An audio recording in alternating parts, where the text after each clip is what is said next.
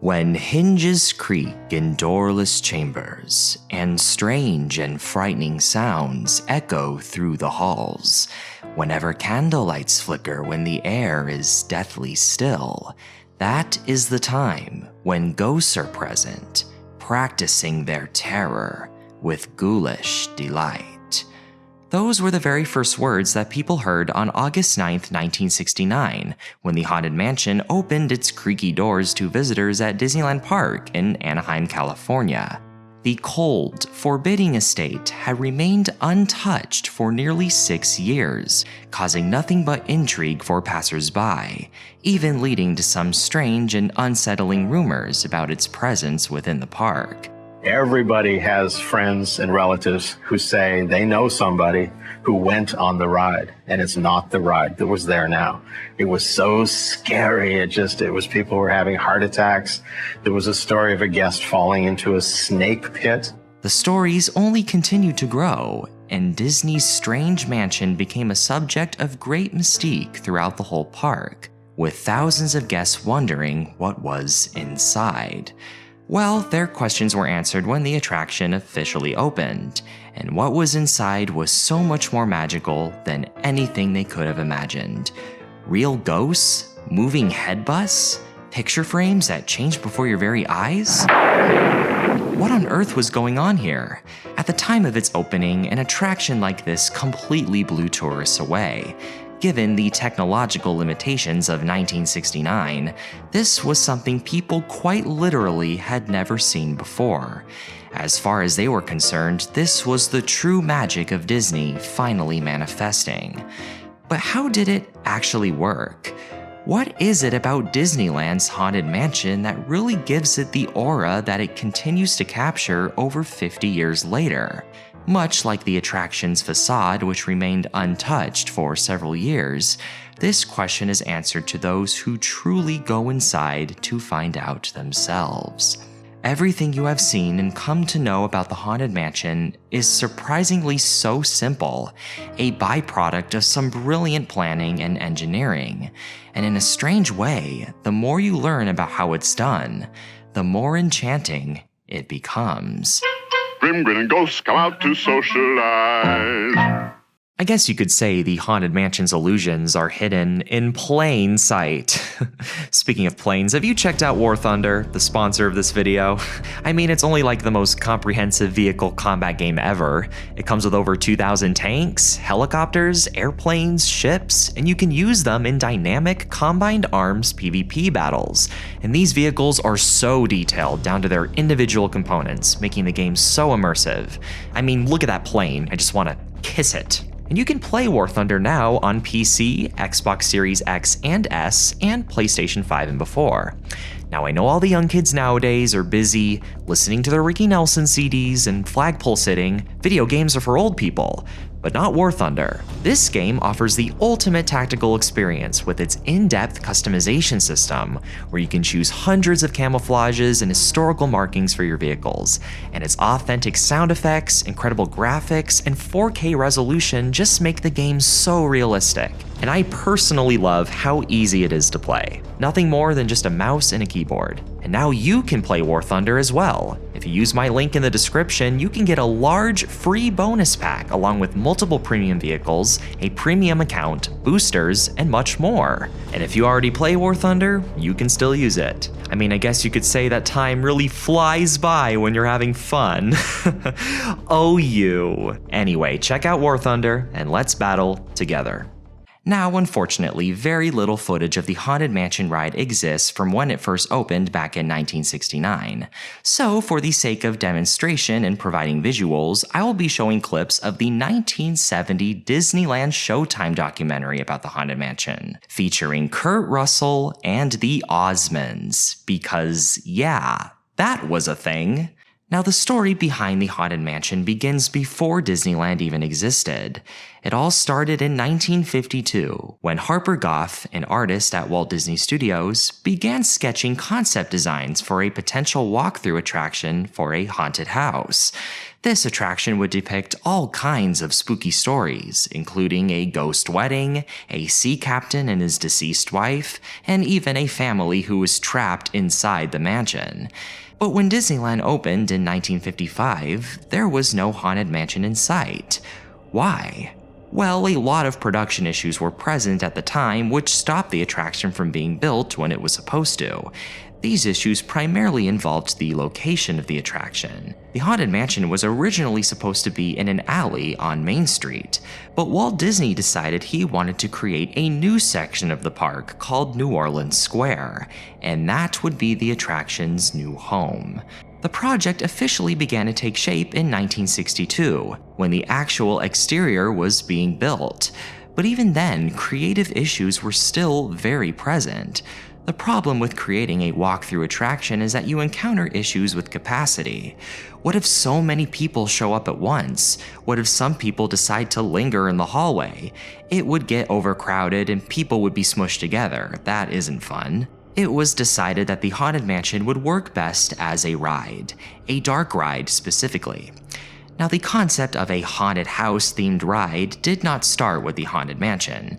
In fact, dark rides date as far back as the 1800s, and they were typically seen at seasonal carnivals. If you've ever been on one of these dark rides, you may notice they are very junky. They just feel cheap, and frankly, you're not fooled by any of it. I guess I should be scared, but I'm not. This goes completely against the whole magic of Disney concept. The Haunted Mansion is real. The ghosts are real. Not to mention that a motor vehicle constantly starting and stopping for new passengers would feel very industrial.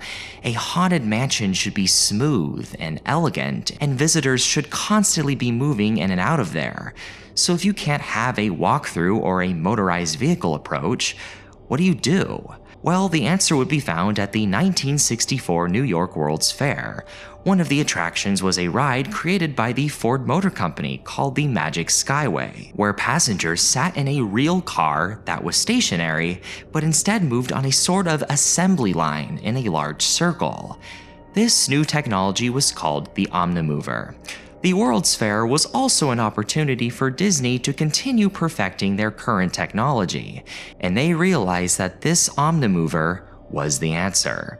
The exact same technology would later be used in Disney's Adventure Through Inner Space, but the ones for the Haunted Mansion would be painted black, and they would be called the Doom Buggy. I mean, just look at those seats. The color, the shape, everything about it is creepy, and it fits the ride perfectly. The production of the ride was now looking quite promising, until December of 1966, when you have the death of Walt Disney. With him being the creative prowess, the frontrunner of the entire project, the Imagineers were at a crossroads, and even some discord ensued. Designer Mark Davis wanted the ride to be spooky, but in an amusing, funny way, the kind of silliness that you would see in a Disney cartoon. Claude Coates, on the other hand, wanted the ride to be horrifying. It is a haunted mansion. The most disturbing, darkest thing you can think of should be on this ride. People need to be scared. Ultimately, they found common ground. The first half of the ride would be terrifying. The second half would be goofy. You can even see some visible creative overlap of this in the graveyard scene at the Disney World version. In the silly graveyard where all the spirits sing grim grinning ghosts, they all sing the line, "They pretend to terrorize," while the executioner sings, "They begin to terrorize." All the problems that presented themselves during production were eventually dealt with, and by 1969, Disneyland was now home to the Haunted Mansion, which was now home to 999 happy haunts. But there is room for 1,000. Any volunteers? Now, you've probably been told that the Haunted Mansion ride is underground, and that is technically true, but very briefly. The entire ride is actually located above ground in the back of the facade, hidden from the rest of the park. But in between these two buildings is the Disney Railroad tracks. Now, they can't tear this apart, so what's the solution? Well, go under it. And that is what the stretching room is for at the very beginning. No, this haunted room is not actually stretching, and it is not your imagination. You are being brought down. It is a giant elevator. Now, I will not be going into detail about the stretching room because Technology Connections already has a fantastic video covering it in detail, and frankly, I couldn't do it justice. So, be sure to check him out. But yes, you are brought down, you walk through a hallway, and then the Doom Buggies move you in a continuous upward slope until you are finally above ground again. Now in this creepy hallway, you have tons of brilliant illusions, the first being the changing portraits. This is actually so simple. The only secret is a little material we all like to call Scrim. Of course, Scrim is simply fabric with a bunch of really small tiny holes on it, but if you were to put a light behind it, well, you would see that light very clearly. This Scrim is used as a canvas to create the normal-looking painting, and the ugly, scary painting is put directly behind it, and properly timed lights light up the scary paintings, making them very visible through these Scrim holes. In a dark hallway, these holes are hard to see, even close up, giving us our creepy transformation. A Scrim is also used for the ceiling in the stretching room. The head busts that are always staring at you no matter where you go are not actually busts at all. It is a concave carving of a head bust, carved into black material that blends in with the dark room. It is a simple case of the hollow face illusion, where a hollowed face still looks real, but the angles of it are very disorienting. And now we get to the actual ride, with our beloved guests Donny Osmond and esteemed character actress Margot Martindale, 70s heartthrob E.J. Peeker. Wait! I get to ride with EJ, because I'm the bravest. The rest of you guys, just make out the best you can. Seriously, can you name a more ambitious crossover? Go ahead, I'll wait. We are first presented with another hallway, the Endless Hallway, where a candelabra eerily floats in the middle. The hallway is actually not as big as it looks. The very end has a mirror attached to it, making it look infinite. In fact, the candelabra is not as big either. It's actually very tiny, but looks like it's far away, a simple case of forced perspective. It is also attached to a motor that creates the illusion of floating. Another piece of Scrim is placed in front of this entire setup to distort your view of the scene. Now we enter the seance room with our disembodied head psychic, Madame Leota. This illusion is also very simple. You take a faceless white mannequin head, place it in a ball, and then use a projector to project the face on it. In fact, you can watch the projector masking for Madame Leota on YouTube. Then comes arguably one of the most brilliant effects on the ride, the ballroom. Here you have your typical Disney animatronic, but something is quite off here. The animatronics are see-through. But how? Again, another illusion that is not only so simple, but has even been around for a few hundred years. The Pepper's Ghost illusion. An amazing trick created by John Pepper. No, not that John Pepper, but this John Pepper. All you need to capture the magic of this illusion is some light and plexiglass. The ballroom is actually a completely empty room. All of the animatronics you see are right beneath you on the ride, and you are seeing their reflection through the giant plexiglass that covers the entire fourth wall. Next time you go on the ride, you may see a giant spider in front of a web next to one of the pillars. That's actually not a spider web, it's a bullet hole. In 1974, someone brought a .22 caliber pistol on the ride and fired at the glass. Replacing the screen would basically require taking huge chunks of the ride apart, so the Imagineers did what they do best. They improvised. It looks like a spider web? Put a spider there. The attic uses the same technological setup as the seance. The phantom piano player uses a sort of inverted projection method. Instead of the subject light and the background dark, it's the other way around, creating the illusion of a shadow of an invisible person. For the bride, it's just like with Madame Leota, a projection on a blank white mannequin. And now we arrive at the most famous part of the attraction, the graveyard. Simply put, this is a very large room filled with your typical Disney animatronics painted white to look like ghosts.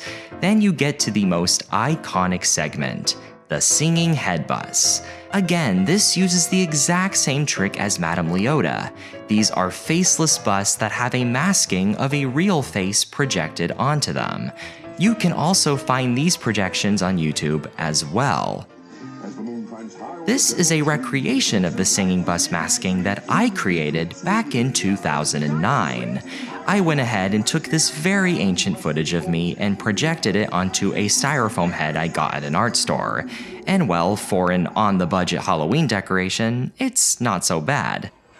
For a Halloween party that I hosted this year, I got more of these heads and actually did a full-on setup of the original singing bus. It was a lot of fun for the guests. And finally, you get to the hitchhiking ghosts. These are animatronics located in a middle room behind these see-through mirrors, and they are moving in the exact same positions at the exact same velocity as you are. All they have to do is light up, and they appear where you are, and then they follow you home, of course. And then you're done. I hope you enjoyed this little tour. Now remember, look alive and beware of hitchhiking ghosts. Don't forget to use my link below to check out WarThunder and get access to premium content and hours of plain fun.